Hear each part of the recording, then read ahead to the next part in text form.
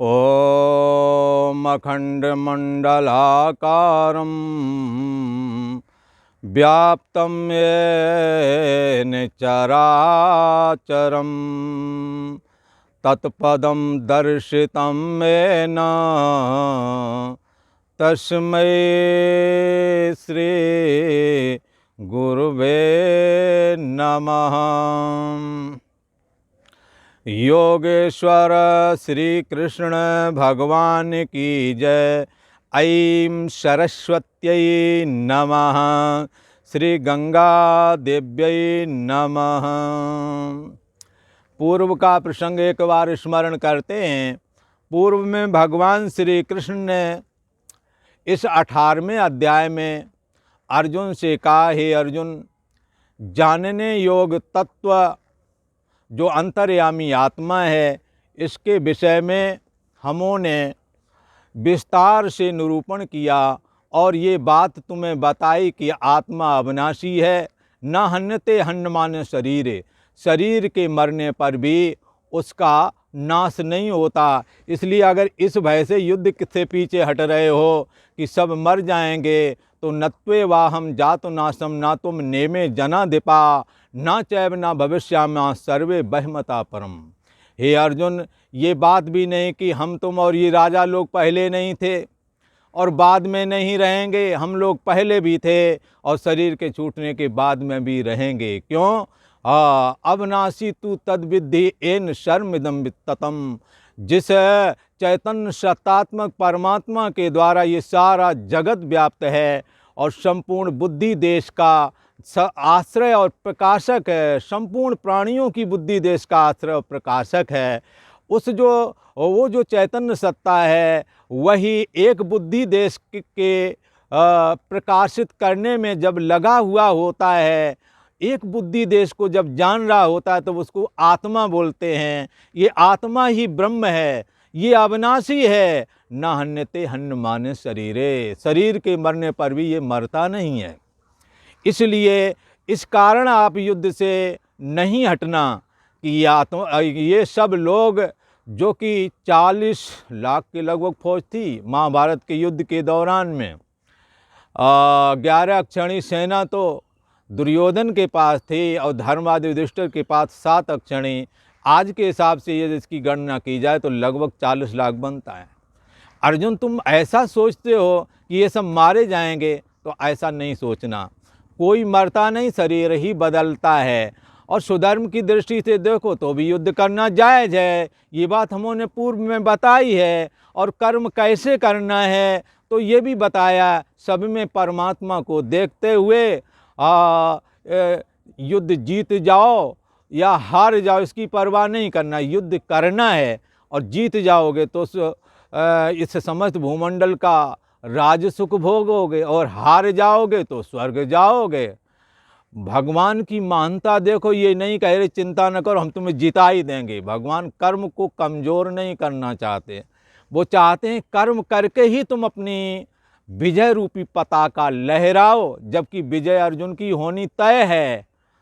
तो क्या है, भगवान श्री कृष्ण ने कहा कि तुम कर्म करके विजय हासिल करो। और कर्म कैसे करो? जय पराजय को समान समझ करके युद्ध रूप कर्म को भी एक व्यापार की तरह करें और बखूबी उसका निर्वहन करें। तो तुम्हें कर्तापन जब बाधित कर लोगे, शरीर मन और इंद्रियों की क्रियाएं जो हैं वो शरीर मन और इंद्रियों की क्रियाओं तक ही सीमित रखें। मन बुद्धि का जो आश्रय प्रकाशक चैतन्य सत्ता है वो तुम्हारी असली मैं है, उसमें क्रिया है नहीं। तो युद्ध रूप कर्म यदि करोगे तो वो उस कर्म के द्वारा नहीं बंधोगे। जैसा कि ये पीछे अभी कह के आए हैं ना कि यस्य नाहं कृतो भावो बुद्धिर यस्य न लिप्यते हत्वापि सा ईमान लोकान न हंति न निबध्यते। यदि तुम्हारे अंदर कर्तापन नहीं है, यस्य नाहं कृतो भावो, यदि तुम्हारे अंदर कर्तापन नहीं है और बुद्धि तुम्हारी आसक्ति से बंधी नहीं है, तो इस संपूर्ण लोकों को मार देने के बाद में भी न हंती, न तुम मारोगे और न मारने के पाप से बंधोगे। अर्थात कर्म और कर्म का कर्तापन दोनों ही तुम्हारा बाधित हो जाएगा। इस प्रकार कर्म की दृष्टि से देखें अर्जुन तो भी तुम्हें युद्ध से पीछे ना हटना चाहिए। अर्जुन, हमने इस गीता के अंदर में ये तीनों रहस्य कर्म का और ज्ञान का, स्वधर्म का, भक्ति का ये क्लियर किए हैं। अब यथेच्छसी आपकी जैसी इच्छा करती हो, जैसी आपकी इच्छा हो वैसा आप करें, आप स्वतंत्र हैं। हे अर्जुन, इसके बाद में मैं तुम्हें संपूर्ण गीता का एक सारांश कहता हूँ। यदि आप इस सारांश को सुन लेंगे तो और धारण कर लेंगे तो निश्चय ही तेरा मुझ में प्रवेश हो जाएगा, तू मुझ में लीन हो जाएगा, जीव ब्रह्म लीन हो जाएगा। वो क्या है? भगवान कहते तू मुझे अतिशय प्रिय है, इसलिए रहस्य तुझे क्लियर करता हूँ। मन मना भव, मेरे मन वाले बन जाओ अर्जुन, और मेरे भक्त बन जाओ। मेरे मद्याजी माम नमस्कुरु, मेरे को नमस्कार करो। और मामे वैश्यति सत्यम ते प्रति जाने प्रियोश में, मैं सत्य प्रतिज्ञा करके कहता हूँ कि तुम्हारा जो जीव भाव है वो दग्ध होकर के ब्रह्म भाव में लीन हो जाएगा, अर्थात मुझे तू प्राप्त हो जाएगा, ऐसा भगवान श्री कृष्ण कहते हैं। भगवान श्री कृष्ण कहते हैं अर्जुन, यदि अनेकों प्रकार के कर्तव्य कर्म करते करते यदि कोई साधक भक्त यदि ऊब जाता है, लगता है अब कैसे करें, बहुत किया अब नहीं करने की इच्छा हो रही है, या काम समाप्त नहीं हो पा रहे हैं, कर्तव्य कर्मों का अंत नहीं आ रहा है, यदि ऐसा है तो भगवान श्री कृष्ण ने कहा अर्जुन, सर्वधर्मान परित्यज्य, संपूर्ण कर्तव्य कर्मों को मुझ में त्याग करके माम एकम शरणम व्रजा, तुम मुझ परम ब्रह्म परमात्मा की शरण में आ जाओ। अहम त्वा सर्व पापेभ्यो मोक्षयिष्यामि मा शुचः, मैं तुम्हें संपूर्ण पापों से मुक्त कर दूंगा, ऐसा भगवान श्री कृष्ण ने कहा। इस प्रकार से भगवान श्री कृष्ण ने अर्जुन को इस 18वें अध्याय में गीता का सारांश भी बता दिया, गीता का पूर्ण रहस्य बता दिया। अब भगवान श्री कृष्ण कहते हैं गीता का प्रचार करना चाहिए, गीता का प्रचार प्रसार करेंगे भक्तों में तो भगवान कहते मेरे को खुशी मिलती है, जो हमारे इस संदेश को मानवों तक, मानव मात्र के लिए गीता है, जब इसको हमारे भक्त को पहुँचाएं, जो इस रहस्य को नहीं जानते, सुनना चाहते हैं, उनके पास पहुँचाएं तो हमें खुशी मिलती है। भगवान श्री कृष्ण कहते हैं कि हे अर्जुन, ये जो गीता शास्त्र है ये महान शास्त्र है। या इमं परमं गुह्यं मद्भक्ते स्वविधास्यति, भक्तिं मयि परां कृत्वा मामे वैश्यत्य संशया। जो पुरुष मयि पराम भक्तिम कृत्वा, जो पुरुष मुझ में परम मयि पराम भक्तिम, भक्ति का अर्थ होता है प्रेम, जो पुरुष मयि मुझ में परम प्रेम करके इमं परमम गुह्यम, इस परम रहस्य युक्त गीता शास्त्र को कैसे बताया, मुझ में परम प्रेम करके, अर्थात मुझ में भक्ति रखने वाला, और इस परम रहस्य युक्त गीता शास्त्र को पढ़ता है, हमारे में भक्ति भी रखता है, उसे गीता शास्त्र का ज्ञान है, तो ऐसे के लिए कहते हैं कि ऐसा पुरुष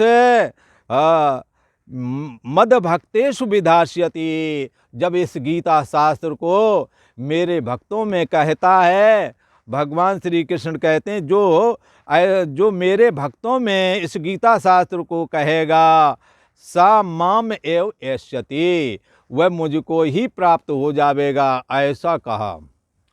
हाँ, इतना तक वचन दे दिया, कह रहे हैं कि जो मेरे भक्तों तक पहुँचाएगा, ऐसा जो कोई ज्ञानवान भक्त है भगवान का, भगवान कहते हैं वो मुझको ही प्राप्त हो जाएगा। इसलिए गीता शास्त्र का प्रचार प्रसार करना चाहिए, एक दूसरे को सुनाना चाहिए, सुनना चाहिए, तत्चिंतनम, इसका चिंतन करना चाहिए, इसका कथन करना चाहिए, बैठकर एक दूसरे में आपस में इसका विचार करना चाहिए। और ऐसा करते हुए भक्त जहाँ सुनने की इच्छा रखते हैं उन्हें जरूर सुनाना चाहिए। भगवान ने तो ऐसा कह दिया कि जो रहस्य युक्त इस गीता शास्त्र को जो मेरे भक्तों में कहेगा, माम एव यस्यति, वह मुझको ही प्राप्त हो जाएगा, इसमें संशय नहीं। तो इससे बढ़िया और क्या बात है। भगवान श्री कृष्ण की गीता पढ़ने का पुण्य, सुनने का पुण्य, और सिद्धांत समझ गए तो जीते जी तुरंत मुक्ति भी देती है गीता। ऐसी महान गीता, और फिर दूसरों को सुनाना चाहिए, उस सुनाने का भी पुण्य। तो गीता शास्त्र इसीलिए अमृत कहा गया है। और भगवान श्री कृष्ण क्या कह रहे हैं, न च तस्मान मनुष्येषु कश्चिन मे प्रियकृतमां भवता न च मे तस्मा दन्या प्रियतरो भुवि।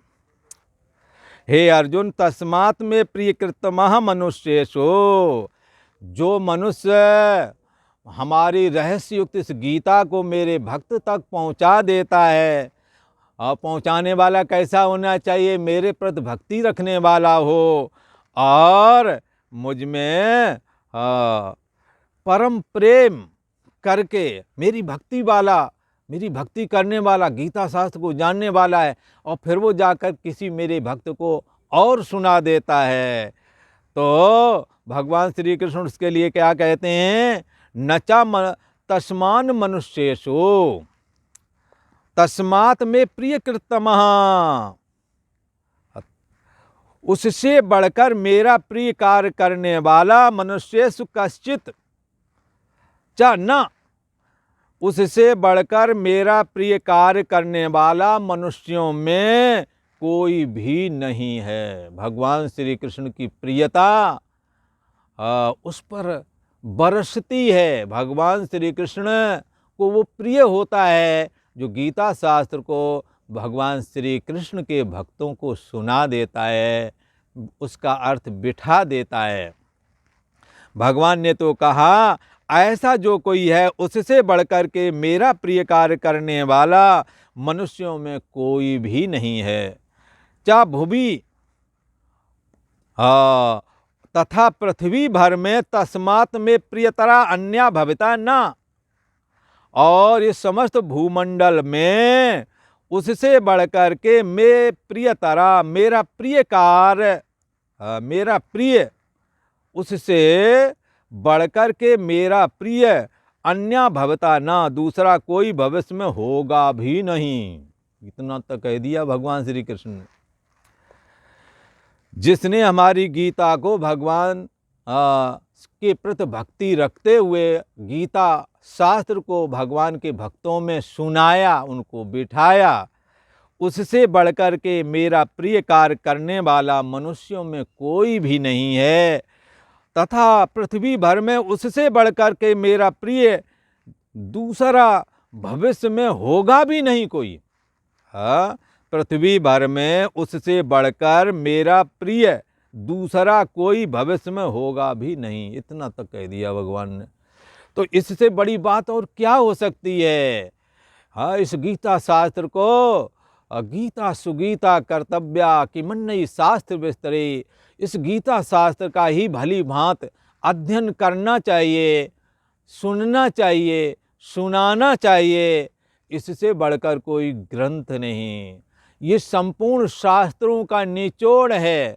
सर्वोपनिषद गावो दुग्धा गोपाल नंदनः, ये सभी उपनिषदों का निचोड़ है। भगवान श्री कृष्ण ने संपूर्ण उपनिषदों को गाय बनाया, अर्जुन को बछड़ा बनाया। इसके बाद में गीता रूप, गीता में जो ब्रह्म ज्ञान है, अमृत रूप जो ब्रह्म ज्ञान है, उसको भगवान श्री कृष्ण ने दूह लिया और दूह करके गीता के रूप में सामने रख दिया। ये गीता कैसी है? ये भगवान श्री कृष्ण के हृदय में सदा विराजमान रहती है। इसलिए भगवान श्री कृष्ण ने कहा, हरि ही कमल बिहारिणी सुंदर सुपनीते। भगवान श्री कृष्ण के, परमात्मा श्री हरि विष्णु के हृदय में ये विराजमान रहती है और भक्तों का कल्याण करने के लिए ही ये हृदय से निकल करके कंठ देश होते हुए भगवान के मुख कमल से मुख पद्मा विनिसृतः, या स्वयं मुख पद्मनाभस्य है मुख पद्मा विनिसृतः। ये भगवान श्री हरि के मुख कमल से भक्तों का कल्याण करने के लिए ही निकली है।